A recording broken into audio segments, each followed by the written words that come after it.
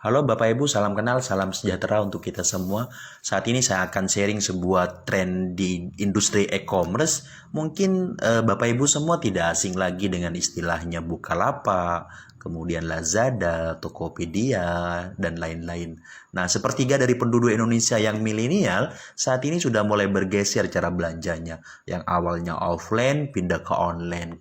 Kenapa? Karena kemudahan yang ditawarkan oleh industri e-commerce, sehingga ketika kita pengen sesuatu tinggal ambil handphone kita, pilih barang yang kita mau, klik kemudian pesan, barang diantar tanpa harus keluar rumah. Ini adalah jawaban Bapak Ibu untuk kita semua. Ke depan nanti mungkin akan banyak lagi bermunculan di industri yang sama yang akan menawarkan banyak beragam kemudahan. Pertanyaannya, apakah kita mau menjadi orang yang hanya konsumtif belanja terus atau kita mau ambil bagian di industri ini? Nah, Bapak Ibu, di 1 tahun terakhir ini ada pendatang baru namanya perusahaan Vingo. Ini sudah ada di 3 negara, ada di Malaysia, ada di China, ada di Hong Kong, dan tahun ini masuk di Indonesia, Bapak Ibu. Jadi perusahaan ini menawarkan sebuah terobosan terbaru di mana kita selain bisa menjadi bagian dari perusahaan Vingo ini, kita bisa memiliki sebuah potensi penghasilan. Bapak Ibu, ada beberapa alasan kenapa kemudian barang di Vingo itu lebih murah ketimbang di Lazada, kemudian di Bukalapak, di Tokopedia, sama di Blibli. Bapak Ibu, perusahaan Vingo ini memprotek. Artinya barang-barang yang boleh dijual di Vingo adalah barang-barang yang langsung diproduksi oleh pabrik, kemudian dimasukkan ke Vingo. Sehingga itu memangkas mata rantai yang menjadikan sebab kenaikan barang lebih mahal nyampenya ke konsumen.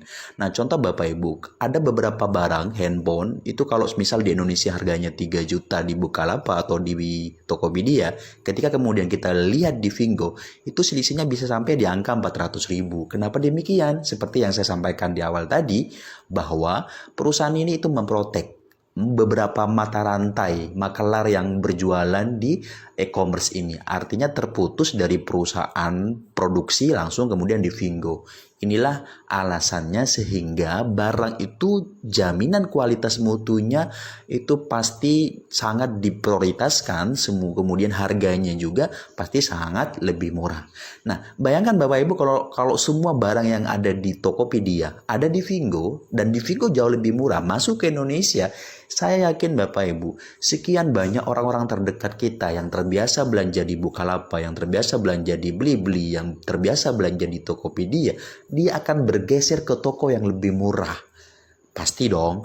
Kenapa? Karena mereka pengen kualitas yang sama, harga lebih murah. Sehingga disinilah ada peluang besar bahwa Vingo akan sangat diterima oleh masyarakat Indonesia.